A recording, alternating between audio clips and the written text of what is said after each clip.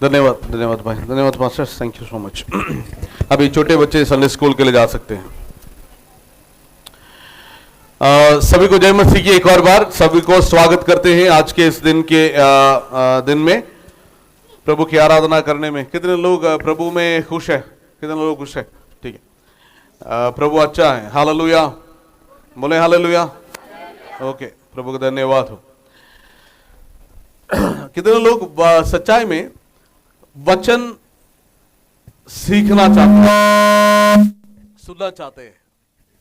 आमीन। प्रभु के वचन सुनने के लिए प्रभु के वचन ही है जो हमें आजाद करता है, आशीष देता है। इस वचन को सुने और वचन के अनुसार चलने के लिए प्रभु मदद करे। हमें पता है तो आज हम कहां से प्रचार करने वाले हैं? कहां से? हाँ जी बोले। प्रेरितों के काम दूसरे अध्याय। हाँ जी, अच्छा 14 से लेके हम पढ़ेंगे। 14 से लेके 14 आयत से लेके 21 आयत तक कोई पढ़ेंगे।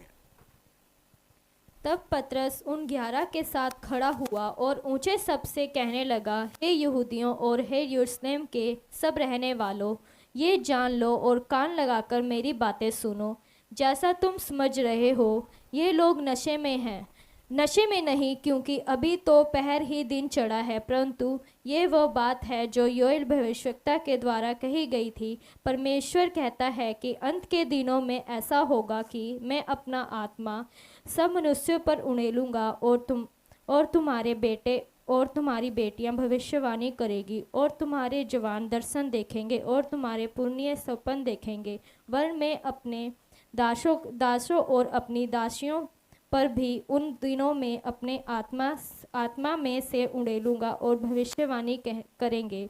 और मैं ऊपर आकाश में अद्भुत काम और नीचे धरती पर चिन्ह अर्थात लहू और आग और धुएं का बादल देखूंगा। प्रभु के महान और तेजस्वी दिन के आने से पहले सूर्य अंधेरा और चांद लहू सा हो जाएगा, और जो कोई प्रभु का नाम लेगा वह उद्धार पाएगा। आमीन। प्रार्थना करेंगे। प्रभु यीशु धन्यवाद करते हैं इस वचन के लिए। प्रभु जी जीवित वचन प्रभु जी आपने आज हमें दिया है। प्रभु जी इस वचन से मनन करने के लिए आप हमें मदद करें। जिस आत्मा ने प्रभु जी लिखा है उसी आत्मा के द्वारा व्याख्या करने के लिए भी आप हमें सहायता करें। प्रभु जी आप प्रभु आपसे सुनना चाहते हैं। प्रभु जी आप हर एक दिलों को प्रभु जी आप दिलों में कार्य करें। परमेश्वर हमारे कान को दिलों को खोल ताकि आपके सच्चे जीवित वचन को हम ग्रहण कर पाएं। प्रभु जी धन्यवाद, यीशु के नाम से मांगते हैं। प्रेरितों के काम नया नियम का एक ऐतिहासिक किताब है, इतिहास की किताब। उसके अंदर कलीसिया के इतिहास के बारे में लिखा गया है। कलीसिया कैसे शुरुआत किया इसके बारे में प्रेरितों के काम में लिखा गया है। प्रेरितों के काम का एक मुख्य आयत जो है उसको की वर्स कहते हैं, वो है 1 अध्याय उसके 8 आयत।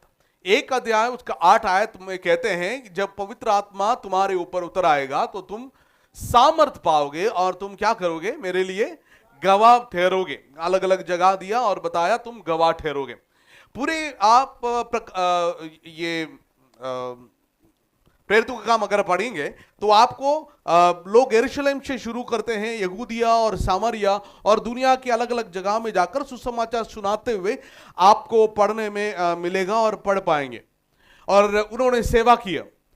और 2 अध्याय में जब पिछले हफ्ते हमने देखा है कि जब पवित्र आत्मा उनके ऊपर उतर आया 3 घटनाएं घटी। पहली घटना क्या था कि एक आंधी सी एक आवाज आई और दूसरा आग के जीपे उनके ऊपर आकर ठहरने लगे। और तीसरी बात वो जो करने लगे वो क्या है? अन्य भाषा में बात करने लगे। हमने अन्य भाषा के बारे में पिछले हफ्ते हमने देखा है तो कुछ क्वेश्चंस को हमने डाला और उसका उत्तर भी दिया है। अन्य भाषा क्या है, अन्य भाषा कब बोलना है, कहाँ बोलना है, अन्य भाषा कलीसिया के लिए क्यों दिया गया है, इसके विषय में हमने देखा। जब ये लोग अन्य भाषा में बात करने लगे थे तब लोग वहां इकट्ठे थे, तब सबने बोला कि ये लोग क्या है? नशे में हैं, नए नशे में हैं। ये नशे में होकर अन्य भाषा बोल रहे हैं। लोग बोल रहे हैं कि ये दारू पीकर, ये नशा कर कर ये क्या करने लग गया, ये अन्य भाषा में बोलने लग गया, ये बातें वो करने लगे, कहने लगे। तो उस वक्त क्या किया, उस वक्त पतरस उनके बीच में खड़ा हो गया। पतरस उनके बीच में खड़ा, 14 आयत में हमने ये पढ़ा। आज के हमारा जो मनन करने का ये अध्याय है। तब पतरस उन 11 के साथ खड़ा हुआ। कौन खड़ा हुआ? पतरस। पतरस के बारे में अगर देखें, पतरस इस इंसिडेंट से पहले, इस घटने से पहले उसका जीवन एक प्रभु यीशु के साथ उसने धोखा दिया, यानी उसने तिरस्कार किया यीशु को, और उसने अपने जीवन में फेल्यूर को देखा। अपने जीवन में उसने फेल्यूर को देखा। उसने कभी नहीं सोचा कि मुझे भी प्रभु इस्तेमाल करेगा। वो जल्दीबाजी करने वाला बंदा, हर एक बातों में जल्दीबाजी करता है। उसने प्रभु यीशु के खिलाफ खड़ा हो गया, गुस्सा जल्दी आ गया, उसने सिपाही के कान को काट दिया। वो बाकियों से ज्यादा वो दूर भाग गया और यीशु मसीह को दूरी में वो फॉलो कर रहा था। इतने वो फेलियर बंदे को परमेश्वर इस्तेमाल करता है। अगर आप सोचते हैं अपने जीवन में आप फेल हो गए, आप सोचते हैं मैं कुछ भी नहीं कर सकता, मेरे जीवन में अब कुछ करने का लायक नहीं हूं, मैं कहता हूं अगर परमेश्वर का बुलाहट तुम्हारे ऊपर है, प्रभु तुम्हें इस्तेमाल करेगा। चाहे कोई भी हो जाए, कुछ भी आ जाए, कोई भी परिस्थिति तुम्हारे जीवन में हो, अगर परमेश्वर के बुलाहट तुम्हारे ऊपर है, परमेश्वर का अनुग्रह तुम्हारे ऊपर है, प्रभु तुम्हें इस्तेमाल करेगा, जरूर इस्तेमाल करेगा। पतरस को दूसरों के बीच में खड़ा किया। लोग चिल्ला रहे थे, लोग बोल रहे थे ये नशा में है। पतरस को सामर्थ दिया परमेश्वर ने, वो खड़ा हो गया। जो धोखा देने वाला व्यक्ति, तिरस्कार करने वाला व्यक्ति, जो डरने वाला व्यक्ति, एक फेलियर व्यक्ति, हर जीवन में हार गया हुआ व्यक्ति, उसको सामर्थ कहां से आ गया? यह सामर्थ कब मिला, कहां से आ गया? 1 अध्याय 8 आयत इसका उत्तर देता है। क्या है? जब पवित्र आत्मा तुम पर उतर आएंगे तुम सामर्थ पाओगे। पहले उसके अंदर सामर्थ नहीं था प्रचार करने के लिए, पहले उसके अंदर सामर्थ नहीं था खड़े होकर बोलने के लिए, पर प्रभु का धन्यवाद, पवित्र आत्मा उसके ऊपर उंडेला, पवित्र आत्मा के सामर्थ से वो खड़ा होकर प्रभु के वचन को बोलने लगे। मैं कहता हूं आपके जीवन में अगर फेलियर को सामना करते हैं, पवित्र आत्मा तुम्हारे ऊपर, तुम्हारे अंदर परमेश्वर ने दिया है। पवित्र आत्मा को जगा दो तुम्हारे जीवन में काम करने के लिए। जब पवित्र आत्मा तेरे जीवन को कंट्रोल करेगा, कंट्रोल का नियंत्रण करेगा, तुम भी खड़े होकर परमेश्वर के लिए काम कर सकते हैं। विश्वास करते हैं आप लोग? हालेलुया। पवित्र आत्मा को जगा दो, पवित्र आत्मा को काम करने दो। पवित्र आत्मा को काम करने दिया उसने कि पवित्र आत्मा, जो 4 आयत में हमने पढ़ा, they are filled with the holy spirit, यानी वो पवित्र आत्मा से भर गया था, पवित्र आत्मा से कंट्रोल्ड किया गया था। जब पवित्र आत्मा से कंट्रोल्ड किया गया था, वो सबके सामने खड़े होकर यीशु मसीह के सुसमाचार बोलने लग गया। आमीन, आमीन। ओके, सो यीशु मसीह को सुसमाचार बोलने के लिए पतरस खड़ा हो गया। उसके साथ हम पढ़ते हैं पतरस 11 के साथ। कितने लोगों के साथ? 11। ये कौन है? 11 कौन है? 11 चेले, 11 अपोस्तल, 11 प्रेरित, इन 11 के साथ वो खड़ा हो गया। यानी जब पतरस खड़ा हो गया, बाकी भी उसके साथ खड़े होंगे। जब पतरस खड़ा हो गया, बाकी भी उसके साथ खड़े हो गए। इसका मतलब ये दिखाते हैं कि उनके एग्रीमेंट, ये सहमत हो गए।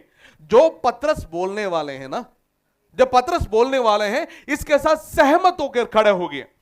और वो दिखाना चाहते थे कि वी आर इन यूनिटी। वो दिखाना चाहते हैं हम एक हैं, अलग नहीं है। अरे पतरस खड़े होने लग गया, पतरस कुछ भी बोलेगा, हम तो पतरस के साथ सहमत नहीं है जी। इधर कमेटी नहीं फॉर्म किया उन्होंने। कलीसिया में आज कमेटी होते हैं, अगर ये खड़े होते हैं, ये दूसरे इधर पीछे तू बैठ जा, तू बैठ जा बोलता है। तो इधर पतरस खड़ा हो गया, पतरस के साथ 11 खड़े हो गए, बोला कि हम एक हैं।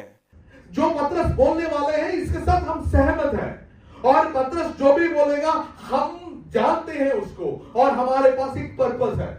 हम खड़े होंगे, 11 साथ इकट्ठे खड़े होंगे।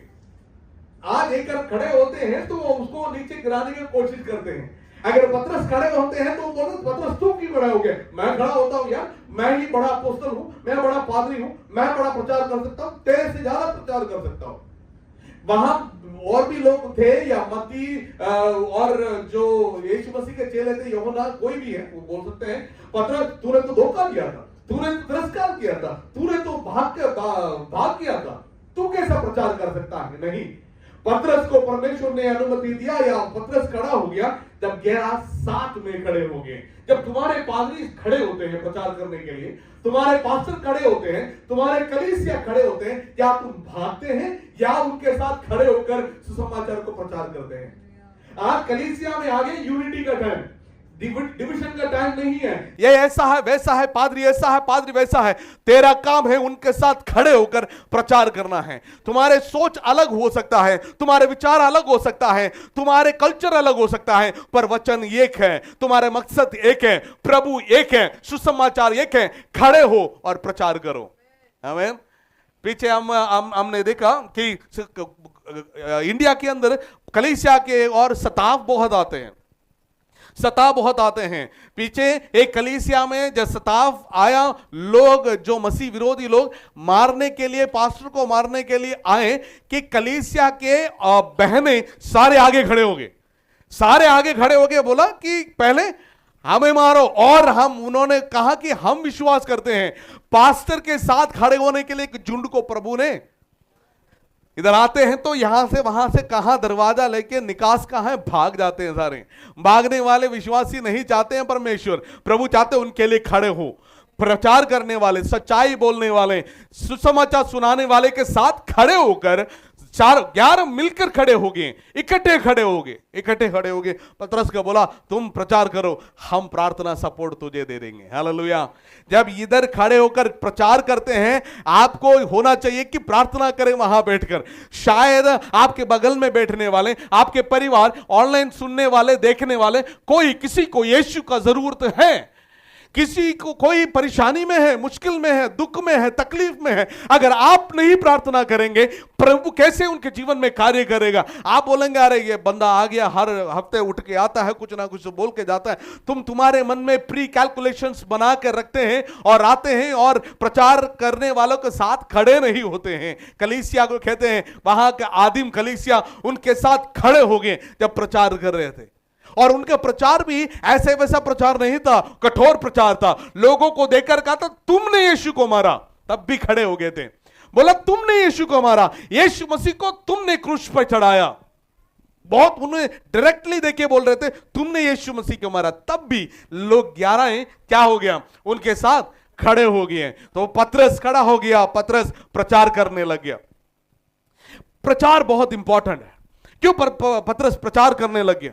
वहां वो लोग बैठ के प्रार्थना कर रहे थे, है ना, वो लोग बैठ के प्रार्थना कर रहे थे। 120 लोग बैठ के प्रार्थना कर रहे थे पवित्र आत्मा के लिए। कलीसिया ध्यान से सुनिएगा, प्रार्थना कर रहे थे, प्रार्थना करके इंतजार किया, पवित्र आत्मा उनके ऊपर आ गया। उन्होंने क्या किया, सामर्थ पाया। सामर्थ पाने के बाद पतरस खड़े होकर प्रचार करने लग गया। क्यों प्रचार करना? प्रचार करना क्या जरूरत है पास्टर जी? प्रचार की क्या जरूरत है? हमें प्रचार सुनते ही नींद आ जाते हैं। प्रचार ज्यादातर लोग सुनना नहीं चाहते हैं। आराधना घंटों घंटों तक चलते रहे, ढोलक घंटों घंटों, गिटार, कीबोर्ड हम बजाते रहे, गीत गाते रहे, हारमोनियम में बजाते रहे। अब घंटे घंटे तक बैठ के हम तालियां बजाने, गीत गाने, कवालियां गाने के लिए तैयार रहते हैं। प्रचार के टाइम आते हैं, एक इधर से चले जाते हैं, एक उधर से चले जाते हैं, एक गायब हो जाते हैं। कोई बैठना नहीं चाहते, सुनना नहीं चाहते। वहां आदिम कलीसिया प्रचार करने के लिए तैयार थे। क्यों? क्योंकि उनके ऊपर आदेश था परमेश्वर का। उन्होंने उनको कहा कि तुम मेरे लिए गवाह बनोगे। मत्ती रचित सुसमाचार 18 से दिया, उसके 18 से 20 आयत तक जब पढ़ते हैं, वहां लिखा है तुम जाओ और तुम जाओ और क्या प्रार्थना करो। बताया उसने, यीशु मसीह ने तुम जाओ और सारे जाति जाति के लिए प्रार्थना करो नहीं, उन्हें सुसमाचार सुनाओ, प्रचार करो। प्रचार करना ही कलीसिया का काम है। प्रचार करना ही कलीसिया का काम है। कलीसिया को दिया गया काम प्रचार का काम है। वो प्रार्थना कर रहे थे, प्रार्थना गलत नहीं है, प्रार्थना करना चाहिए। कलीसिया प्रार्थना करना चाहिए, प्रार्थना बिल्कुल गलत नहीं है, पर प्रार्थना ही करते रहना गलत है। हम प्रार्थना के ऊपर प्रार्थना, प्रार्थना के बाद प्रार्थना के सभाएं आयोजन करते हैं। उपवास प्रार्थना हो, वेटिंग प्रेयर हो, है ना, इंतजार करने वाला प्रार्थना हो, और हम प्रेयर मीटिंग रखते हैं, ईटिंग प्रेयर रखते हैं, चैटिंग प्रेयर रखते हैं, सारा प्रेयर रखते हैं, पर प्रचार नहीं करते हैं। जहां प्रार्थना करें, प्रार्थना करते हैं, पर अगर हम प्रचार नहीं करते हैं तो हमारा जो विश्वास ही व्यर्थ है जी। और हम देखो, आप अगर रोमियो का पत्री कहते हैं, वहां लिखा है प्रचार करने वाले के बगैर कैसे लोग सुनेंगे। प्रचार करने के लिए किसको रखा है परमेश्वर ने? बोलिए, प्रचार करने के लिए किसको रखा है? हमें रखा है, पास्टर को नहीं।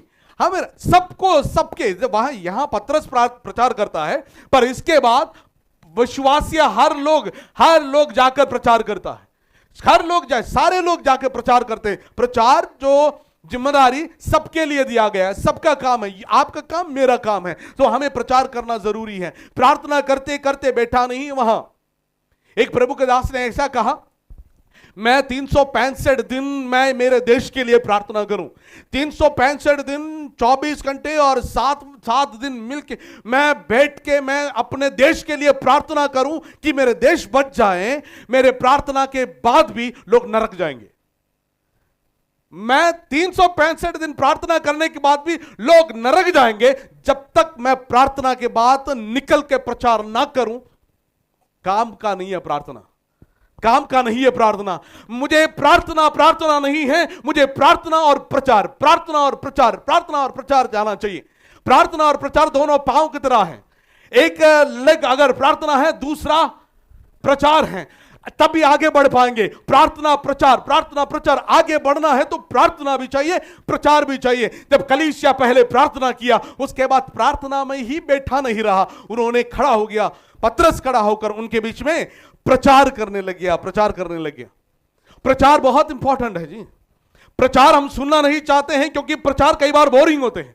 प्रचार हम सुनना नहीं चाहते हैं, प्रचार सुनते ही हमें नींद आ जाते हैं, क्योंकि हम प्रचार के वैल्यू, यानी प्रचार के अंदर के सच्चाई, प्रचार के अंदर के प्रभाव को हम समझा नहीं है, हमें पता नहीं है अभी, हम समझना नहीं चाहते हैं। मैं आपको बताना चाहूंगा कि प्रचार यानी वचन का प्रघोषण या वचन का प्रचार करना, इससे ही लोगों के अंदर विश्वास आता है। वचन कहता है कि विश्वास सुनने से और सुनना मसीह के वचन से आते हैं। विश्वास मसीह के वचन से आते हैं। तो हमें प्रार्थना करना चाहिए कलीसिया को, और कलीसिया को प्रचार भी करना चाहिए। और उसने क्या प्रचार किया? पतरस का प्रचार एक बहुत अद्भुत प्रचार है। अद्भुत प्रचार इन द सेंस लाइक पहला प्रचार, कलीसिया का पहला प्रचार। कलीसिया शुरू हुआ, पहला सरमन, पहला प्रचार कर रहे हैं। पवित्र आत्मा आने के बाद, सामर्थ देने के बाद पहला प्रचार कर रहे हैं। मेरे साथ है आप लोग? पहला प्रचार कर रहे हैं। वो प्रचार कर रहे हैं। इस प्रचार के अंदर जो बातें उसने जो बोलेंगे उसके बारे में हम देखेंगे, पर यह प्रचार बहुत इंपॉर्टेंट है, बहुत मुख्य है, महत्वपूर्ण है हम सबको समझने के लिए। 15 आयत वो कहता है, 15 आयत में लिखा है, जैसे तुम समझ रहे हो ये लोग नशे में नहीं है, क्योंकि अभी तो पहर ही दिन चढ़ा है, परंतु ये वह बात है जो योवेल भविष्यवक्ता के द्वारा कही गई है। ओके, अब पतरस खड़े होकर वो कहता है कि ये लोग नशे में नहीं है। ये लोग जो भी अभी करते हैं, ये पवित्र शास्त्र में पहले ही लिखा गया है। It is a fulfilment of the prophecy which is done by Joel the prophet। योवेल नबी ने पहले से जो भविष्यवाणी किया गया था, इसका पूर्तिकरण है, ये हो रहा है। वो प्रचार में देखिए, बहुत सुंदर बात यह है कि पतरस प्रचार शुरू करते ही उसने अपने बारे में बात नहीं किया, बल्कि वो लोगों को कहते हैं कि ये जो भी हो रहा है ये वचन के अनुसार हो रहा है। क्या हो रहा है? एक वचन के अनुसार हो रहा है। मैं कहता हूं तुम्हारा प्रचार, सबका प्रचार वचन में लोगों को लेके जाना चाहिए। तुम्हारा प्रचार कहां लेके जाना चाहिए? वचन में लोगों को लेके जाना चाहिए। अगर प्रचार सुनते हैं, प्रचारक तुझे वचन में लेके नहीं आते, वचन के आधार नहीं देते, वचन के अनुसार प्रचार नहीं करते, वो प्रचार नहीं है। मूसा कहते हैं कि मैं अपना मनगढ़ंत कहानी नहीं बताऊंगा, तुम मुड़ कर देखो, तुम्हारे योवेल नबी ने पहले से ही भविष्यवाणी किया है। क्या किया है? कि जो अभी हो रहा है ये सब कुछ लिखा है, सब कुछ लिखा है। जो प्रचार अपने मन मर्जी से प्रचार नहीं करता, प्रचार करता है वचन से प्रचार करता है। आपका प्रचारक आपको परमेश्वर के वचन की ओर लेकर जाना चाहिए, आपके ध्यान को वचन की ओर केंद्रित करना चाहिए, ना कि अपना जीवन की ओर, ना कि कोई कहानी की ओर, ना कि कोई फिलॉसफी की ओर, ना कि कोई इतिहास की ओर। परमेश्वर के वचन के ऊपर केंद्रित करना चाहिए। वो प्रचार है, वचन के अनुसार प्रचार है। आमीन। वो उस वचन के अनुसार वचन के पास उन्हें लेकर आया, वचन के पास उन्हें लेकर आया और कहा कि ये पहले से ही लिखा है, पहले से लिखा है। अगर कोई वचन से प्रचार नहीं करते हैं उनको ना सुनिए। अगर कोई अपने कहानी बताना शुरू करते हैं और सिर्फ गवाहियों से, अपने कहानियों से, अनुभव से और आपको उपदेश देने लग जाते हैं, उनको ना सुनिए। अगर कोई आपको वचन की ओर आपका ध्यान को लेकर नहीं जाते, वचन के आधार पर बात नहीं करते, उनका ना सुनिए। एक प्रचारक सच्चाई में वो वचन में लेकर जाता है। पत्रस सीधा उनको वचन में लेकर गया, क्या लिखा है, ऐसा लिखा है। यीशु मसीह ने भी उसने शैतान के साथ सामना किया, उसने कहा लिखा है। मेरे पास बोलने के लिए वचन है, वचन के अलावा कुछ नहीं है। मेरे अनुभव, मेरे एक्सपीरियंस में चेंज हो सकता है, मेरे हालात बदल सकता है, मेरे सर्कमस्टांसेस चेंज हो सकता है, पर परमेश्वर के वचन कभी बदलता नहीं है। तो मैं अपने अनुभव से मैं प्रचार नहीं करूंगा, मैं परमेश्वर के वचन से प्रचार करूंगा। पतरस अपने अनुभव से प्रचार नहीं किया, मैं यीशु के साथ था, ये किया वो किया, उसने मेरे लिए ये दिया, नहीं, उसका प्रचार ये नहीं था। उसने बोला ये वचन में लिखा है, ये वचन का पूर्तिकरण है, ये देखिए क्या हो रहा है। हालेलुया। वचन का प्रचार को सुनिए। वचन के सिवा और वचन के अलावा कोई भी प्रचार, कोई भी शिक्षा आता है वो परमेश्वर की ओर से नहीं है। ध्यान से सुनिएगा। और वहां वो प्रचार क्या करता है? वो कहता है कि ये योएल नबी ने पहले से बताया है, योएल भविष्यवक्ता ने पहले से भविष्यवाणी किया है। क्या है भविष्यवाणी? भविष्यवाणी 17 आयत से लिखा है। इस आयत से जब पढ़ेंगे वहां लिखा है, परमेश्वर कहता है कि उन अंत में, अंत के दिनों में, वो कहता है अंत के दिनों में, अंत के दिनों में। क्या है अंत का दिन? कब है ये अंत का दिन? अंत का दिन कब है? अंत का दिन कब है जी? अंत के दिन यीशु मसीह आने का टाइम। अंत का दिन कब है? अंत का दिन तब शुरू हो गया जब यीशु मसीह जी उठा और स्वर्ग में चला गया। उस दिन से अंत का दिन शुरू हो गया है। आमीन। अंत का दिन शुरू हो गया जब पतरस प्रचार कर रहा था, तब वो अंत का दिन है। अंत के दिन में वो कहता है कि अंत के दिन में परमेश्वर अपने आत्मा सारे लोगों को, सारे मनुष्यों के ऊपर उंडेलेगा। अंत के दिन अभी है। आज आप अंत के दिन में रहते हैं। अगर आप जिंदा हैं, मैं जिंदा हूं, यीशु मसीह का अनुग्रह के द्वारा जिंदा है। यीशु मसीह अभी आया नहीं है, अभी दुनिया के अंत हुआ नहीं है, क्योंकि यीशु आपको प्यार करता है, मुझे प्यार करता है, हमारे ऊपर अनुग्रह करता है, इंतजार करता है, और भी लोग मसीह को ग्रहण करेंगे, उद्धार पाएंगे। अंत के दिनों में रहते हैं। हमें समय का कोई मतलब नहीं है, हमें कोई समय का मतलब नहीं है। हमें अंत का दिन आए, कल आज खत्म हो गया, हमें कोई मतलब नहीं है। आज हमारा फोकस अंत के दिनों से हटकर हमारे दिनों में लग गया। अभी मेरा दिन है, मेरा काम है, मेरा टाइम है, अपना टाइम। हाँ, अपना टाइम। पहले से बोल रहा था अपना टाइम आएगा, अभी आ गया अपना टाइम, जियो। ये अपना टाइम नहीं है, ये परमेश्वर का टाइम है, ये अंत का टाइम है। This is the last days, ये लास्ट डेज है। इस समय में क्या है? हमें परमेश्वर की आने के लिए अपने जीवनों को तैयार करना है। तैयार करना परमेश्वर चाहता है, यही प्रभु चाहता है। कितने लोग को ये पता है कि हम अंत के दिनों में रहते हैं? कितने लोगों को मालूम है हम अंत के दिनों में रहते हैं? हमें सुसमाचार सुनाने का जरूरत, इंपॉर्टेंस अभी कितने लोगों को पता है? यीशु जल्दी आने वाला है, समय अधिक नहीं है। हम प्रचार करते हैं, आप भी प्रचार करते हैं, आप भी गीत गाते हैं, गाते यीशु आ जाओ, फिर हम अपने लिए स्वार्थ रहते हैं।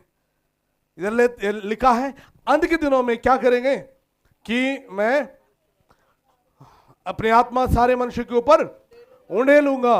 और तुम्हारे बेटे और तुम्हारे बेटियां भविष्यवाणी करेंगे और तुम्हारे जवान दर्शन देखेंगे और तुम्हारे पूर्णीय स्वप्न देखेंगे, वर्ण मैं अपने दासों और अपने दासियों भी उन दिनों में अपने आत्मा से उंडेलूंगा और वे भविष्यवाणी करेंगे। आमीन, हालेलुया।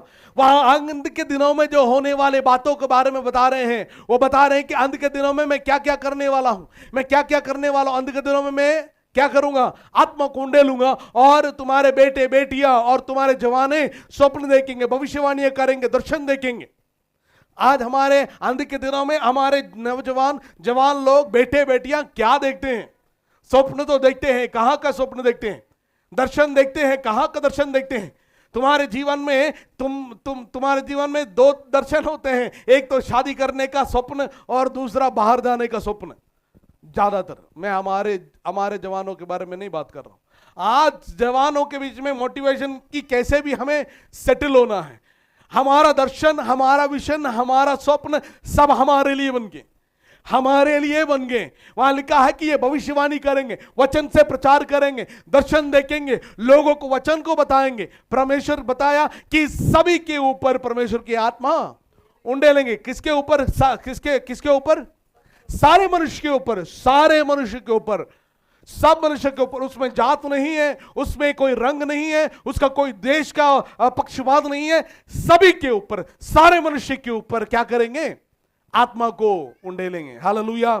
सारे मनुष्य के ऊपर आत्मा को उंडेलेंगे। वो क्या कहता है कि वो सारे लोग दर्शन देखेंगे, स्वप्न देखेंगे और भविष्यवाणियां करेंगे, भविष्यवाणियां करेंगे। आज भविष्यवाणी करने का काम हमारे कलीसिया के ऊपर दिया गया है। भविष्यवाणी मतलब वचन के अनुसार का प्रचार। उन दिनों में जब ये लिख रहे थे तब वचन कंप्लीट नहीं था, वचन लिखा गया नहीं था, तो उनको वचन से उनको बताना पड़ता था, समझाना पड़ता था, उनको प्रचार करना पड़ता था। उसको भविष्यवाणी कहते हैं। उन दिनों में हम कलीसिया को जिम्मेदारी दे रखा था कि भविष्यवाणी करना है, भविष्यवाणी करना। आज क्या आप स्वप्न देखते हैं? आप भविष्यवाणी करते हैं? हमारे सपने क्या होते हैं? हाँ जी, हमारे स्वप्न होते हैं खाला कुत्ता आ गया पास्टर जी प्रार्थना करना रात को। हाँ, रात को सपने में काला कुत्ता आ गया पास्टर जी प्रार्थना करना, डर गई थी, डर गया था। नहीं, मुझे पता नहीं क्या हो गया, ये हमारा दर्शन हो, ये हमारा स्वप्न हो गया। वहां स्वप्न, कितने लोग स्वर्ग के बारे में स्वप्न देखते हैं, कितने लोग यीशु मसीह का जो स्वप्न देखते हैं। जैसे याकूब ने देखा था, वो जो सीढ़ी लगा हुआ था स्वर्ग की ओर, और वो क्या है, वो स्वर्गीय जो दूत उतरते चढ़ते हुए देखा। ऐसा स्वप्न कौन देखता है? आजकल देखते नहीं है। आज स्वप्न देखते हैं, मैं जा रहा था जहाज में बैठ के, मैं इधर को जा रहा था, मैं गिर गया, मैं डूब गया, मैं मर गया। यह स्वप्न हो गया, क्योंकि तुम्हारे लिए सोचते हो इसलिए ऐसे स्वप्न आता है। प्रभु के लिए सोचो, परमेश्वर अपने स्वप्न को तुम्हारे अंदर दे देगा, अपने दर्शनों को तुम्हारे अंदर देगा। तुम वचन का प्रचार करो, परमेश्वर का राज्य का प्रचार करो, परमेश्वर का राज्य का सोच रखो, राज्य के दर्शन तुम पाओगे, राज्य के दर्शन तुम पाओगे। जो सोचता है वो रात को आकर अटैक करता है। अगर शैतान को सोचेगा तो रात को वो आएगा स्वप्न में, बल्कि तू वचन का प्रचार करेगा, वचन पढ़ेगा, वचन में बने रहेगा, वचन के बारे में सोचेंगे, वचन रात को तुम्हें स्वप्न में आकर तुमसे बात करेगा। कितने लोग दर्शन देखते हैं वचन के लिए, परमेश्वर के राज्य के लिए स्वप्न देखते हैं।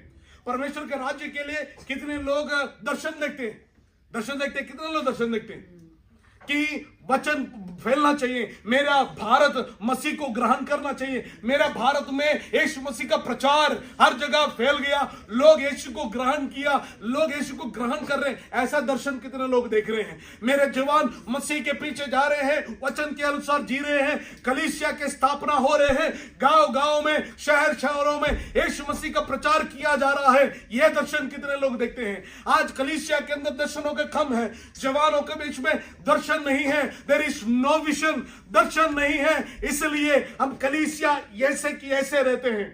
जवानों के बीच में दर्शन नहीं है। तुम्हारा दर्शन सिर्फ तुम्हारे लिए सीमित है, तुम्हारे परिवार के लिए सीमित है, तुम्हारे भविष्य के लिए सीमित है। कितने लोग का दर्शन नाश होने वाले लोगों को प्रचार करने का दर्शन रखते हो। कितने लोग जो नाश होने वाले लोगों को सुसमाचार सुनाने का दर्शन रखते हो। आज हम बच्चों को भी सिखाते हैं, ऐसा दर्शन देखा ना करो, ऐसा दर्शन देखा करो, तुम्हें कर्जे से हमें छुड़ाने वाला दर्शन देखा करो। नहीं, चाहे कर्जा आए, मुश्किलें आए, परिवार में दिक्कतें आए, मेरे बच्चों को मैं ऐसा दर्शन दिखाऊंगा, देखने के लिए सिखाऊंगा। जाओ, जाति जाति में सुसमाचार सुनाओ और उन्हें चेला बनाओ। पिता, पुत्र, पवित्र आत्मा के नाम से बपतिस्मा देने का दर्शन मैं दिखाऊंगा। कितने बच्चे सोचते हैं मैं जाऊंगा, मैं गांव में जाऊंगा, मैं शहरों में जाऊंगा, यीशु मसीह का सुसमाचार सुनाऊंगा, ये मेरा दर्शन है। दर्शन की कमी है, हम दर्शन नहीं देखना सिखाते, कलीसिया में सिखाते नहीं है, परिवारों में सिखाते नहीं है। हमें सिखाना चाहिए।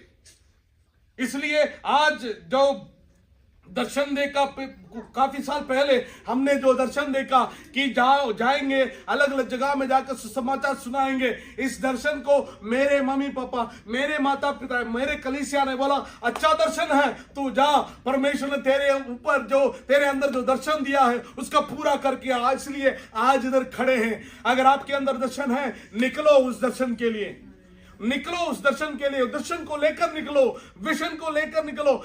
वचन कहते हैं विजन के बिना, दर्शन के बिना लोग नाश हो रहे हैं, नाश हो रहे हैं। आज दर्शन की कमी है जी, हम दर्शन की कमी है। हमारा दर्शन सिर्फ मोबाइल में रहते हैं, हमारा दर्शन मोबाइल में हम सीमित रहते हैं। हम यहां जो कहते हैं वो ही देखते हैं, यहां जो बोलते हैं वो ही हम देखते हैं। इसके आगे सोचने के लिए हमें मन नहीं है, हम पसंद ही नहीं करते हैं। तुम्हारा दर्शन परमेश्वर की ओर से हो, पवित्र आत्मा की ओर से हो कि वचन और सुसमाचार जाति जातियों में जाकर प्रचार करना है। हालेलुया। जब पवित्र आत्मा उतर आएंगे सब लोगों के ऊपर, सब लोगों के ऊपर, परमेश्वर का वचन कहता है वो बेटी बेटियां हो, जवान हो और पूर्णिया हो, या वो गुलाम हो, आजाद हो, परमेश्वर की आत्मा सबके ऊपर वो उंडेलेगा। हमें समय आ गया कि उद्धार सबके लिए है। पहले यहूदियों ने सोचा उद्धार हमारे लिए है, पर प्रभु का वचन अभी कहते हैं कि सबके लिए है उद्धार। वो चाहे बेटी बेटियां हो, छोटे हैं, बड़े हैं, बुजुर्ग हैं और गुलाम है या आजाद है, सबके लिए उद्धार परमेश्वर ने दिया है। उस आयत के 21 आयत हमने पढ़ा है, वह लिखा है और जो कोई प्रभु का नाम लेगा वह उद्धार पाएंगे। कितना बढ़िया एक सौभाग्य प्रभु ने दिया है कि उद्धार पाने के लिए सभी के लिए परमेश्वर ने क्या दिया है, मौका दिया है प्रभु के पास जाने के लिए, उसके परिवार के अंग होने के लिए और उसके पास जाकर उसके उद्धार पाने के लिए। पहले उस उद्धार से हम रहित थे, हम दूर थे, पर यीशु हमें ढूंढकर इस दुनिया में आया, हमें इस ढूंढकर दुनिया में आया। उसने हमारे लिए मारा गया, गाड़ा गया, फिर जी उठा और हमारे लिए रास्ता खोल कर दिया। जो भी मेरे ऊपर विश्वास करेगा वो नाश नहीं होगा परंतु अनंत जीवन। Hallelujah, hallelujah. तो परमेश्वर कितना अच्छा है, प्रभु कितना अच्छा है, हमारे लिए रास्ता खोल कर दिया। जो भी उसका नाम को पुकारेंगे वो क्या ना होगा, नाश नहीं होगा परंतु अनंत जीवन पाएगा, उद्धार पाएगा। अब आ गया पतरस का प्रचार। पतरस पहले बोला उनको कि क्या है, ये जो भी बात हो रहे हैं वो क्या है, भविष्यवाणी किया गया था, ये भविष्यवाणी किया गया था। अब उसका प्रचार में आते हैं, उसके प्रचार वो करना शुरू किया। एक एक आयत पढ़ेंगे, उसमें देखेंगे क्या उसने प्रचार किया। 22 आयत। हे इस्राएलियों, ये बातें सुनो। हाँ जी। यीशु नासरी एक मनुष्य था जिसका परमेश्वर की ओर से होने का प्रमाण उन सामर्थ के कामों और आश्चर्य के कामों और चिन्हों से प्रकट है जो परमेश्वर ने तुम्हारे बीच उसके द्वारा। वहां लिखा है कि पतरस ने क्या कर दिया, पतरस ने प्रचार शुरू किया और पहले ही उसने ये बोला कि यीशु मसीह का जीवन के बारे में बोला, यीशु मसीह के बारे में बोला। किसके बारे में बोला, यीशु मसीह के बारे में बोला। जो प्रचार करने वाले पहले ही अपने बारे में नहीं कहता, तू कैसा बिशप हो, तू कैसा अपोस्टल हो, तू कैसा बड़ा पादरी हो, तुम्हारे बारे में प्रचार नहीं करेगा। पर उसने क्या बोला? उसने यीशु के बारे में बोला, उसने यीशु के बारे में प्रचार किया। यीशु को बोला, यीशु हमारे बीच में आया, तुम्हारे बीच में रहा, हमारे बीच में आकर रहा। और वर्स 23 आयत, उस यीशु को जो परमेश्वर की ठहराई हुई योजना और पूर्व ज्ञान के अनुसार पकड़वाया गया, तुमने अधर्मियों के हाथ से क्रूस पर, आमीन, उसके जीवन के बारे में प्रचार किया। उसके बाद वो क्या प्रचार कर रहा है? वो क्या बोल रहा है? यीशु मसीह का मृत्यु के बारे में, यीशु मसीह का मौत के बारे में, मृत्यु के बारे में प्रचार किया। उसने बोला यीशु हमारे बीच में आया, रहा, पर तुमने अधर्मियों के हाथों में दिया और उन्होंने क्या कर दिया? क्रूस पर मार दिया, उन्हें क्रूस पर चढ़ा दिया गया। अभी 24 आयत में वो क्या बोल रहा है? वो कहता है, परंतु उसी को परमेश्वर ने मृत्यु के बंधनों से छुड़ाकर जिलाया, क्योंकि ये अनहोना था कि वह उसके वश में रहता। हालेलुया। पतरस का प्रचार का पहला 3 पॉइंट इंपॉर्टेंट है। पहला इंपॉर्टेंट पॉइंट क्या था? यीशु मसीह का जीवन, और दूसरा यीशु मसीह का मृत्यु, और तीसरा यीशु मसीह का जी उठना। मैं कहता हूं जिस प्रचार में यीशु मसीह का जीवन, मृत्यु और जी उठना ही है, वो प्रचार नहीं है। जिस संदेश में यीशु मसीह का जीवन, मरना और जी उठना नहीं है, वो प्रचार नहीं है। चाहे कितना भी मोटिवेशनल प्रचार करो, प्रभाव करने वाला प्रचार करो, जिसमें यीशु मसीह का नाम नहीं, यीशु मसीह का जीवन नहीं, मृत्यु नहीं, जी उठना नहीं, वो प्रचार नहीं है। मैं कहता हूं हर एक प्रचार आपको यीशु के पास, वचन के पास ले आना चाहिए, लेके आना चाहिए। जो यीशु का प्रचार नहीं करता है वो प्रचार नहीं है। वो केवल वहां खत्म नहीं होता, वो खत्म नहीं होता, और फिर दोबारा क्या करता है? वो परमेश्वर के वचन को याद दिलाता है, वचन में लेके जाता है, वापस वचन में लेके जाता है। वो वचन में क्या लेके जाता है? 25 में लिखा है, क्योंकि दाऊद उसके विषय में कहता है, कहता है वचन में लिखा है, दाऊद ने लिखा है, दाऊद ने बोला है।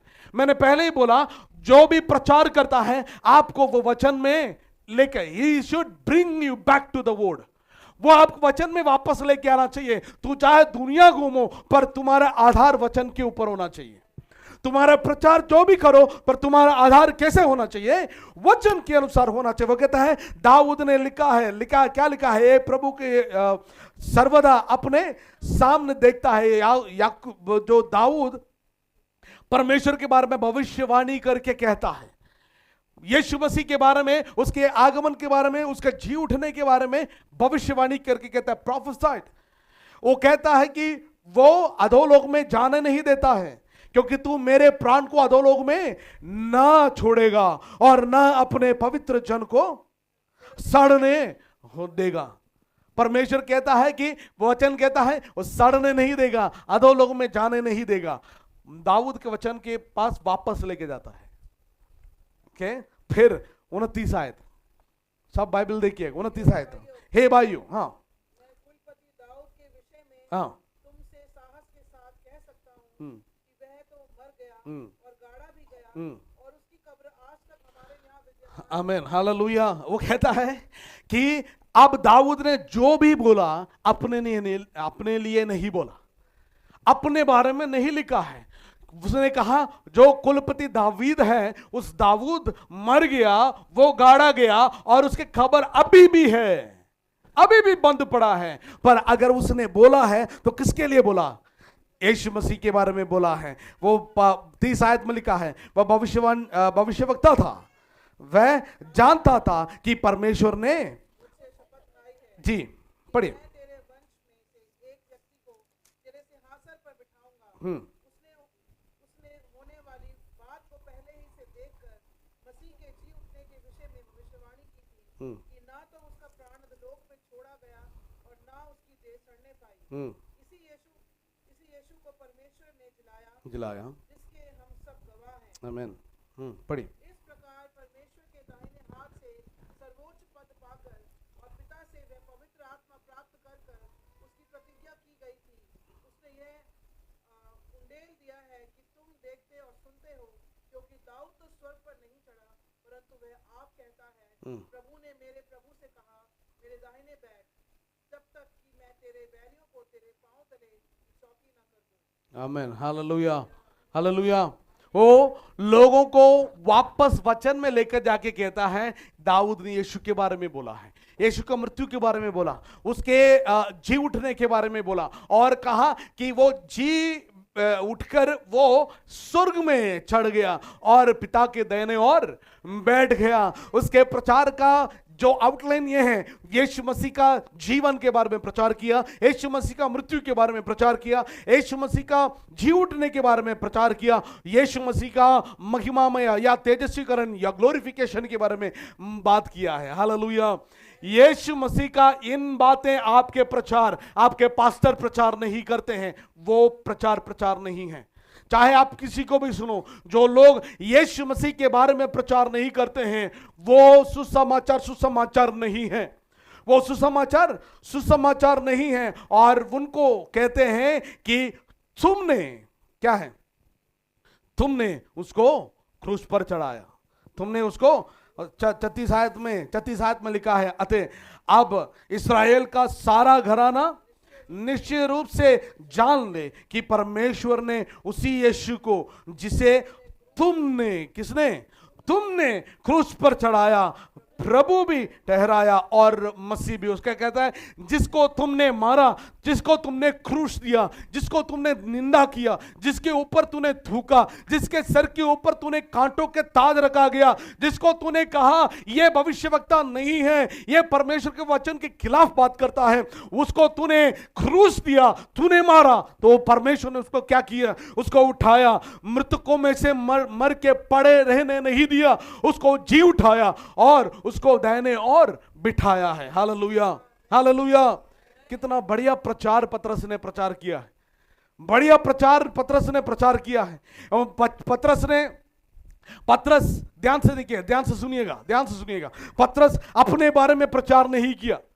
He did not preach about himself. वो अपने बारे में प्रचार नहीं किया, वो अपने एक्सपीरियंस, अनुभव के बारे में प्रचार नहीं किया। यीशु के साथ कितने साल चला, 3 साल चला, यीशु के साथ उठा बैठा काम किया, बड़े बड़े चमत्कारों को पास से देखा, उसने अपने चमत्कार देखा, अपने गवाही के बारे में उसने नहीं प्रचार किया। और वहां बड़ी बात यह है, पतरस ने वहां कोई भी एक भी चमत्कार नहीं किया, और उसने कभी वहां चंगाई का प्रचार नहीं किया। उसने वहां खड़े होकर लोगों को यह नहीं बोला, तुम आओ, तुम्हारे कंगालपन को, तुम्हारे दारिद्र्य को मैं ठीक कर दूंगा, तुम्हारे गरीबी को मैं दूर कर दूंगा, आज मैं चंगाई दूंगा। उसका प्रचार यह नहीं था, उसका प्रचार था, तू यीशु को तूने मारा, इस यीशु जी उठा और आज भी जिंदा है। आमीन। तुम्हारे प्रचार, उसका प्रचार यही था। आज लोग इस सच्चाई से तुम्हारे मन को बिगाड़ देते हैं और निकाल देते हैं और गलत शिक्षा की ओर लेके जाते हैं। आज प्रचार तुम्हारे चंगाई के ऊपर दे दिया, तुम्हारे चंगाई के ऊपर प्रचार करते हैं, तुम्हारे गरीबी के ऊपर प्रचार करते हैं, बोलते हैं प्रभु तुझे आशीष देगा, तुझे पूंछ नहीं सर बनाएगा, तुझे इतनी आशीषों के बारे में प्रचार करते हैं। हम भी उसके लिए चले जाते हैं, यीशु को भूल जाते हैं। पतरस ने प्रचार किया, यीशु मसीह के बारे में प्रचार किया और किसी चीजों के बारे में प्रचार नहीं किया। आज स्पेशल मीटिंग्स चलते हैं, हीलिंग मीटिंग चलते हैं, ब्रेक थ्रू मीटिंग चलते हैं, प्रोफेसी मीटिंग चलते हैं, प्रॉस्पेरिटी मीटिंग चलते हैं, संबंधी का मीटिंग चलते हैं। मैं कहता हूं तू वहां जाएगा, वैसे ही वापस आएंगे, तुम्हारे जीवन में कोई बदलाव नहीं आएगा। पर जिस जगह में यीशु मसीह का प्रचार चलता है, यीशु मसीह का मृत्यु, जी उठना और उसके महत्वीकरण के बारे में प्रचार चलता है, वहां जाइए, तुम्हारा जीवन जरूर बदल जाएगा। आमीन, हालेलुया। जो कुछ भी हो, वहां उन्होंने वचन का प्रचार किया। लोग तुम्हारे खिलाफ खड़े हैं, लोग वचन को जानते नहीं जानते हैं, खड़े होकर वचन का प्रचार किया। वचन के अलावा कुछ भी उसने प्रचार नहीं किया है। आज कितने लोग वचन का प्रचार सुनना चाहते हैं? वचन के प्रचार शुरू होते ही हमें लगता है कि यह बोरिंग होने वाला है। वचन गलत, वचन के बारे में क्यों प्रचार करते हैं? पास्टर जी आप कहानियां क्यों नहीं बोलते हैं? आप हमें हंसाते क्यों नहीं हैं? हमें कुछ एंटरटेनमेंट क्यों नहीं करते हैं? हमें मजा आना चाहिए। तो मजा आने के लिए नहीं चर्च आते हैं जी, वो वचन से प्रचार, वचन सुनने के लिए चर्च आते हैं। वचन प्रचार किया, वचन सुना, वचन को वो सुनते हैं और वचन का प्रचार करते हैं। आदिम कलीसिया में कहीं पे भी आप देखिए, आप वचन खोलकर पढ़िए, जहां जहां पासबानों ने, पतरस ने और चेलों ने प्रचार किया, वचन से प्रचार किया, वचन के अलावा कुछ भी नहीं प्रचार किया है। आमीन। और उन्होंने इस वचन को जैसे सुन के क्या हुआ, 27 आयत, जब सुनने वाले के हृदय छिद गए। आमीन। सुनने वाले के हृदय छिद गए हैं। आज ऐसा प्रचार है नहीं, आज ऐसा प्रचार है नहीं। हृदय को छेद करने वाला प्रचार आज सुनने के लिए मिलता ही नहीं है। बड़ी बात यह है, आज ऐसा प्रचार हम सुनना पसंद नहीं करते हैं। आज ऐसा मैसेज सुनना पसंद नहीं करते हैं।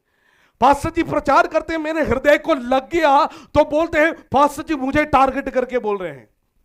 अगर पास्टर जी प्रचार करने से तुम्हारे हृदय में लग गया है, वो ये नहीं सोचते हैं प्रभु मेरे से बात करना चाहते हैं, ये सोचते हैं पास्टर जी मेरे लिए ही प्रचार किया है। ऐसे जनता के सामने आज रहते हैं हम लोग।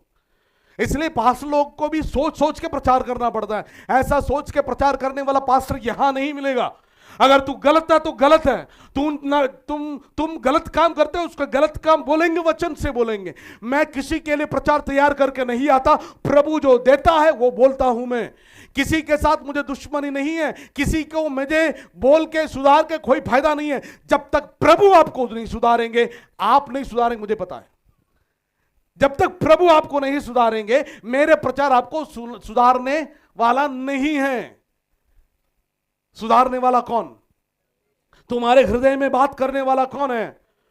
परमेश्वर है। आज ऐसा मैसेज हमें चाहिए। बल्कि आज कैसे मैसेज लोग पसंद करते हैं? फील गुड मैसेज, यानी हमें अच्छा लगना चाहिए। पास्टर जी कुछ अच्छा नहीं लगा आज चर्च में, हमें रोंगटे खड़े होना चाहिए, रोंगटे खड़े होना चाहिए। हाँ, बढ़िया प्रचार किया पास्टर जी ने। हाँ, मैं कहता हूं तुम रोंगटे यहां खड़े होते हैं, बाहर जाके तुम्हारे जीवन खराब हो जाते हैं।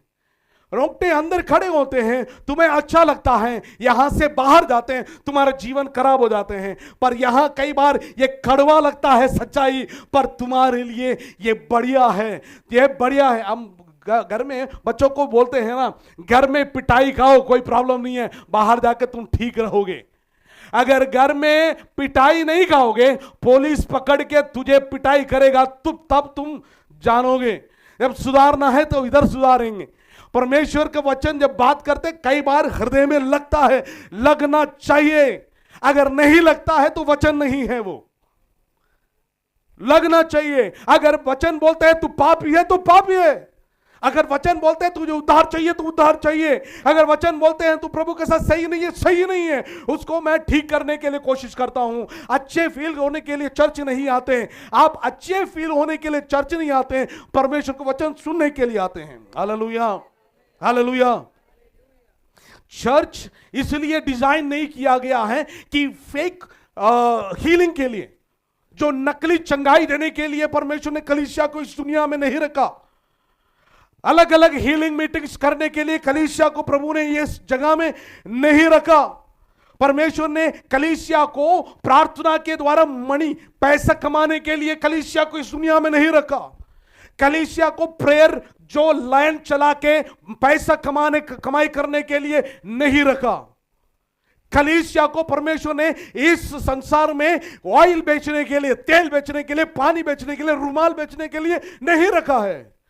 कलीसिया को अगर परमेश्वर ने इस दुनिया में रखा है तो वो सुसमाचार सुनाने के लिए, पापियों को छुड़ाने के लिए रखा है। कितने लोग एग्री है मेरे साथ? आमीन। आज कलीसिया पापियों को छुड़ाने के सिवाय और अलावा वो तेल बेचने लगी है, वो पानी बेचने लगी है, रुमाल बेचने लगी है, अभिषेक बेचने लगी है, पैसे में चंगाई देने लगी है, प्रार्थना करने के लिए पैसा लेने लगी है। पतरस खड़े होकर प्रचार किया, लोग उद्धार पाया, एक भी पैसा नहीं लिया उसने, बल्कि उसने बोला यीशु मसीह में तुम्हें उद्धार है। ये उद्धार सबके लिए है, जो भी यीशु का नाम लेगा वो नाश नहीं होंगे परंतु अनंत जीवन पाएंगे। हालेलुया। कितने लोग आज पंजाब के कलीसिया को बोलेंगे कि तेल बेचना बंद करो, पानी बेचना बंद करो और रूमाल बेचना बंद करो। रूमाल में नहीं उद्धार, यीशु मसीह में उद्धार है। जब तक तुम उद्धार का प्रचार यीशु के वचन से नहीं बोलेंगे, हमारा देश नाश की ओर जा रहे हैं। कलीसिया में लोग बैठे हैं, नाश की ओर जा रहे हैं। तो कितना भी बड़ा कलीसिया बनाओ, फैंसी कलीसिया बनाओ, लोगों को यीशु के समाचार नहीं सुनाते हैं, वो बैठे बैठे नरक में जा रहे हैं। मैं आपको कहता हूं, मैं चंगाई का प्रचार करता हूं जो वचन के अनुसार। जो यीशु के ऊपर विश्वास करते हैं ना, उन्हें प्रभु चंगाई देता है। मेरा प्रभु सच्चा है, वो यहोवा राफा है, चंगा करता है। पर चंगाई से बढ़कर एक बात है, उद्धार, आत्मा के उद्धार। तुम नरक जाने से अच्छा तुम यीशु मसीह के वचन को सुनो और आप स्वर्ग जाओ। नरक जाना नहीं है, चर्च आने के बाद भी नरक जाना नहीं है। आज अगर नरक लोग जाते, मैं आपको कहता हूं ज्यादातर चर्च वाले जाएंगे। क्यों पता है? सच्चाई को सही रीति से जाना नहीं और सच्चाई को सही रीति से ग्रहण नहीं किया है। लोगों को गुमराह करके रखा है। चीजों के ऊपर है उद्धार, चीजों के ऊपर उद्धार नहीं है, यीशु के ऊपर उद्धार है। हालेलुया। यीशु के ऊपर उद्धार है, यीशु मसीह में ही उद्धार है, उसके नाम में उद्धार है। जो प्रचार में यीशु नहीं है वो प्रचार नहीं है। हालेलुया। जब उन्होंने सुना, उनके हृदय क्या है? छिद गया, उनके हृदय छिद गया। हालेलुया। उनके हृदय छिद गया। उन्होंने बोला, हम क्या करें? उद्धार पाने के लिए हम क्या करेंगे? हमें अभी पता चला हम पापी है, हमें इस दुनिया में हम सड़ रहे हैं, मर रहे हैं। मेरे कारण यीशु मसीह कलवरी क्रूस पर चढ़ गया। कितने लोगों को आज महसूस होते हैं आपके पाप, मेरे पाप ने यीशु मसीह को सलीब पर चढ़ा दिया है। जिस जगह में मुझे मरना था, आपको मरना था, यीशु मसीह कलवरी क्रूस पर चढ़ गया है। आज दुनिया इसको बिजनेस बना कर रखते हैं, इस सच्चाई को लोगों से छुपा कर रखते हैं अपने फायदा के लिए, कलीसिया के बढ़ोतरी के लिए, पैसा कमाने के लिए। मैं कहता हूं परमेश्वर का वचन कहता है लानत है और वो हाय है उसके ऊपर जो वचन को बेच के पैसा कमाते हैं और वचन को लोगों के सामने प्रचार नहीं करते हैं। पतरस ने यह नहीं किया। पतरस खड़ा हो गया, पतरस प्रचार किया, बोला कि यीशु मसीह में उद्धार है, यीशु मसीह में उद्धार है। लोगों ने बोला हमें क्या करना है, हमें क्या करना है? प्रभु का वचन कहता है आज दुनिया में कुछ भी चाहिए तो वो उद्धार ही चाहिए और कुछ नहीं चाहिए। Today the world need salvation, salvation चाहिए, उद्धार चाहिए, चंगाई नहीं चाहिए। चंगाई के लिए डॉक्टर हैं, हॉस्पिटल बनाया हुआ है, आपको पैसा चाहिए, लोन है, चीजें हैं, कमाई करो, एंजॉय करो। पर जो एक ही चीज जो आप कमाई नहीं कर सकते हैं वो उद्धार है। जो चीज आप कमा नहीं सकते हैं उद्धार है, वो दान है, यीशु मसीह देता है। इसके बारे में प्रचार चाहिए। मैं बार बार फिर दोबारा कहता हूं, यीशु चंगाई देता है, मैं इसके खिलाफ नहीं हूं। यीशु चंगाई देता है, आपको छुड़ाता है, आपको कर्जे में से छुड़ाएगा। प्रभु आपको अच्छे जीवन देना चाहता है, पर वो ही उद्धार नहीं है।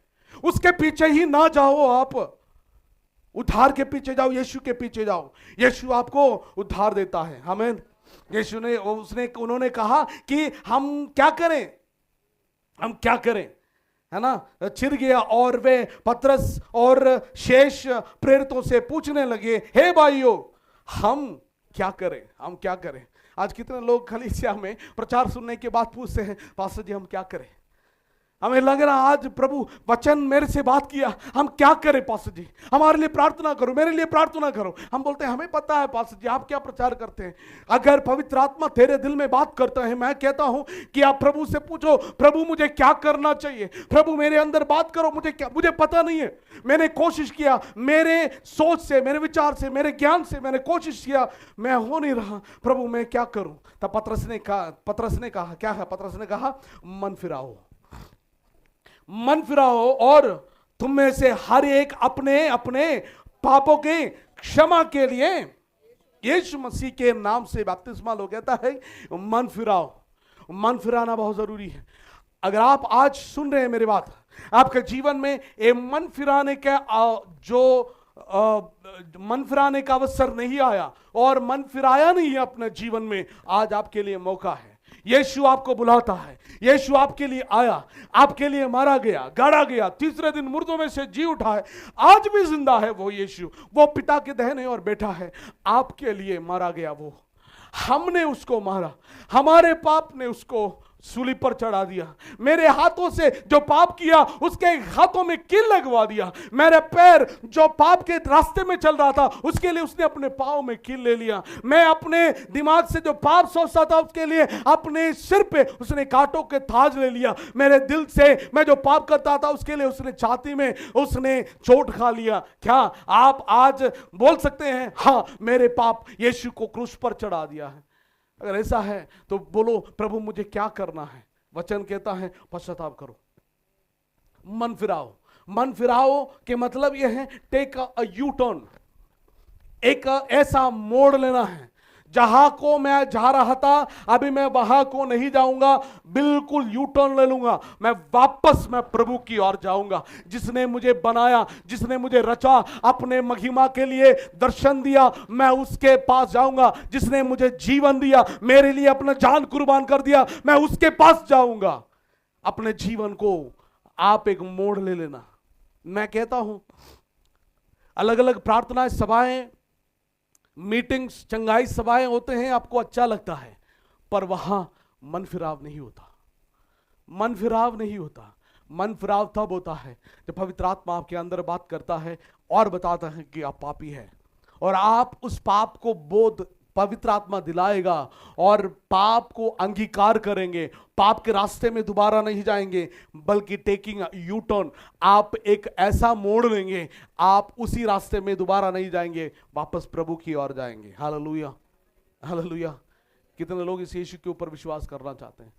अभी तक अगर आपने इस यीशु के ऊपर विश्वास नहीं किया, अगर अभी तक आपने इस यीशु मसीह को विश्वास करके आपने बपतिस्मा नहीं लिया, मैं आपको बुलाना चाहूंगा, यीशु के ऊपर विश्वास करो।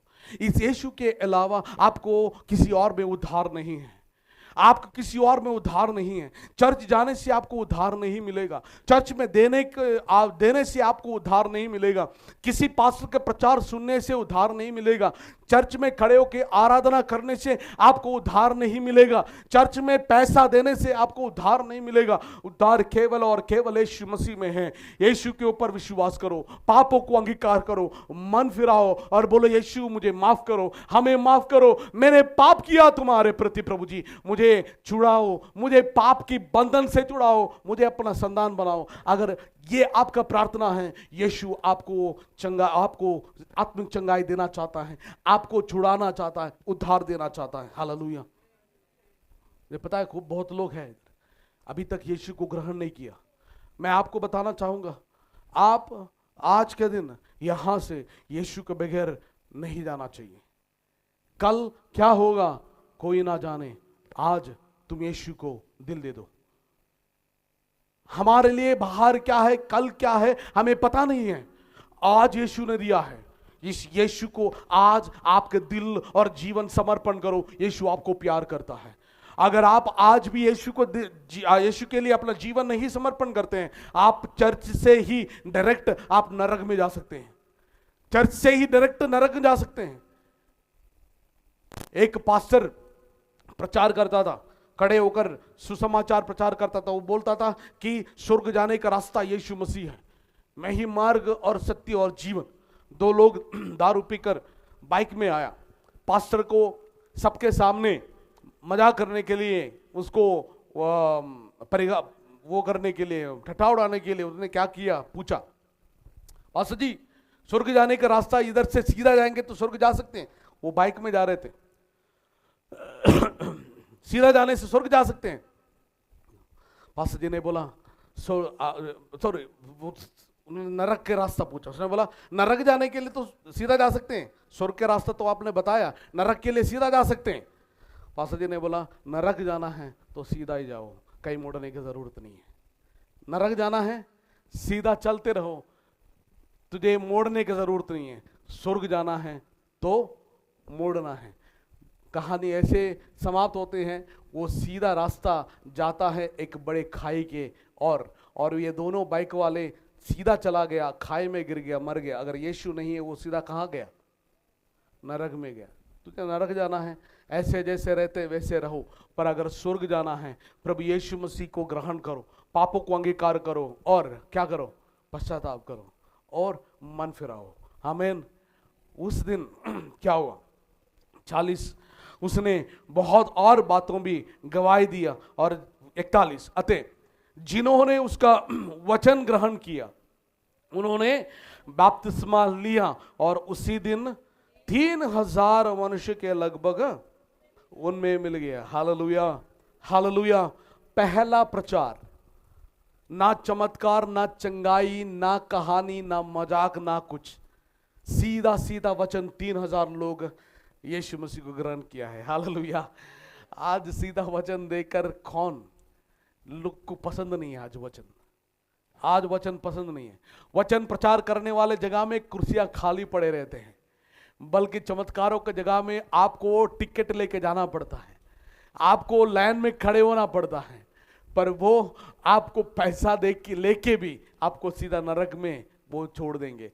पर मैं कहता हूं कि वचन को सुनो, वचन तुम्हें आजाद करेंगे। हालेलुया। सत्य को जानोगे और सत्य तुम्हें आजाद करोगे। वचन के अलावा कुछ भी नहीं है। तुम्हारे प्रचार, तुम्हारा विश्वास, तुम्हारा जीवन इस वचन के आधार पर होना चाहिए। वचन के अलावा कोई भी प्रचार सुने और करें तो उनको ना सुनिए। हमें हालेलुया। तुम्हारे हाथ में प्रचार वचन दिया है, तुम्हारे हाथ में वचन दिया है। वचन को जाओ, जांचो, इसको परखो, इसको पढ़ो और सुनो पवित्र आत्मा आपसे क्या बताना चाहते हैं। हालेलुया। आज कलीसिया का प्रचार भी इस वचन से होना चाहिए। जिस दिन मैं चुनौती देता हूं, आई एम चैलेंजिंग यू, जिस दिन इस कलीसिया में वचन के अलावा प्रचार चलती है, उस दिन आप मुझे मना करना, पास्टर जी आप गलत प्रचार कर रहे हो। तब मुझे बोलना आप मेरे प्रचार, हमारे पास्टर बनने का योग्य नहीं है। मैं वहां खत्म करूंगा, मैं अपने काम के लिए चले जाऊंगा। वचन के अलावा हम यहां प्रचार नहीं करेंगे। अगर प्रचार किया तो ये चर्च कलीसिया है, बिजनेस नहीं चलाते हम, वचन को शिक्षा देते हैं। इसके लिए ही प्रभु ने बुलाया, अलग किया और सेवा दिया है। आमीन। इस वचन के अलावा मेरे पास कुछ नहीं है प्रचार करने के लिए। मेरे अनुभव कूड़े में है, ये बदल जाएगा, ये कुछ भी नहीं है। मुझे शायद चंगाई मिला है, मैं बीमार से मैं ठीक हो गया, चमत्कार हो गया, सब कूड़े में है। मेरा एक बड़ा चमत्कार यीशु ने किया, वो मेरे जीवन को, मेरे प्राण को उसने बचाया है। इससे बड़ा चमत्कार कोई और नहीं है मेरे जीवन में। तुम्हारे जीवन में ही भी यही होना चाहिए। इससे बड़ा और चमत्कार तुम्हारे जीवन में नहीं है। तुम्हारे प्राण को परमेश्वर ने अधोलोक से उसने छुड़ाया और अपना पुत्र और पुत्री बनाया। हालेलुया। अपने एक आंखें बंद करेंगे, सिरों को झुकाएंगे, थोड़ी देर अपने जीवनों को जांचेंगे। क्या इस वचन को आपने सुना पूरे तरीके से? आप कितने सालों से चर्च आ रहे हैं, प्रचार सुन रहे हैं, यीशु मसीह की मृत्यु के बारे में कभी सुना आपने? यीशु मसीह के मृत्यु जो हर एक मानव जाति के लिए था, हमारे पापों को लेकर कलवरी क्रूस पर वो चला गया। यीशु हमें बचाने के लिए, मानव जाति को पाप से छुड़ाने के लिए, छुटकारा देने के लिए वो दुख उठाया, वो खोड़ों की मार खा लिया। क्यों? आपको और मुझको प्रेम किया, बल्कि हमारे पाप उसको क्रूस पर चढ़ा दिया। कितने लोग आज बोलेंगे प्रभु मैंने बहुत चीजें मैंने सुन लिया जीवन में, पर प्रभु जी आज मैंने इस सुसमाचार को सुनकर मेरे जीवन में तूने बात की, इसलिए धन्यवाद। अगर आपके जीवन में प्रभु बात करता है, आप रुको ना, प्रभु को बोलो प्रभु मेरे पापों को क्षमा करो, प्रभु जी मेरे पापों को क्षमा करो, और प्रभु जी मेरे पापों को धोकर शुद्ध करो परमेश्वर। कितने लोग इस प्रार्थना को कर सकते हैं? बोलेंगे प्रभु यीशु मेरे दिल में आ, तू मेरा छुटकारा देने वाला परमेश्वर, उद्धार देने वाला परमेश्वर, तेरे ऊपर मैं विश्वास करता हूं, तेरे सिवा कोई और नहीं है परमेश्वर। तुम इस दुनिया में आया मेरे लिए प्रभु जी, तूने अपना जान कुर्बान कर दिया, धन्यवाद यीशु। अगर आप पहले बार इस संदेश को सुन रहे हैं, पहले बार आप चर्च आए हैं, या पहले बार आप इस सुसमाचार के संदेश को आप सुनते हैं, चाहे आप सालों सालों तक चर्च में जाने वाले हो, अगर आपको उद्धार के बारे में पता नहीं है, आपने अभी तक सोचा चंगाई पाना ही उद्धार है, तो मैं आपको बताना चाहता हूं प्रिय भाई बहन, वो गलत है। चंगाई पाना ही उद्धार नहीं है, या चर्च में कुछ एक्टिविटी करने ही उद्धार नहीं है। उद्धार ये है कि आप अपने पापों को प्रभु यीशु के सामने अंगीकार करेंगे और मानेंगे कि यीशु मसीह मेरे लिए आया, मेरे लिए मारा गया, मेरे लिए जी उठा और मेरे लिए अभी भी पिता के दाहिने हाथ में बैठकर मेरे लिए प्रार्थना करता है। यीशु मसीह सच्चा जीवित परमेश्वर है। इस बात को कितने लोग विश्वास करेंगे?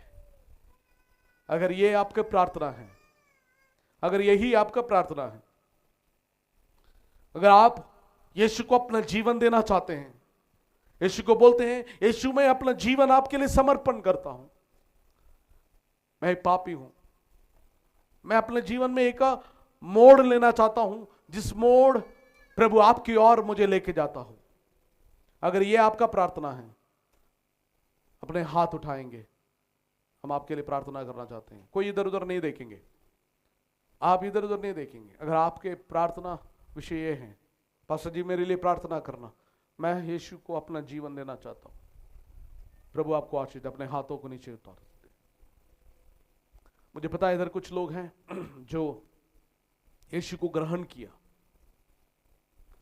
और अपना जीवन पूरी तरीके से प्रभु के लिए समर्पण किया, जो वो बपतिस्मा लेना चाहते हैं, जो वो कलीसिया के साथ जुड़ना चाहते हैं और अपना जीवन सबके सामने बताना चाहते हैं कि मैं यीशु के साथ मारा गया, गड़ा गया, जी उठा।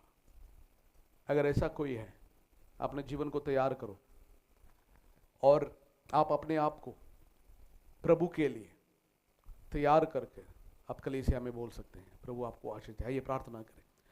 परमेश्वर पिता, हम धन्यवाद करते हैं आपके इस वचन के लिए। धन्यवाद, जो वचन जीवित वचन है, सामर्थी वचन है प्रभु जी। इस वचन प्रभु जी हमारे दिलों को बदलने वाला वचन परमेश्वर, प्रभु जी दोधारी तलवार से भी प्रभु जी प्रभावशाली इस वचन आज आपने हमें दिया है।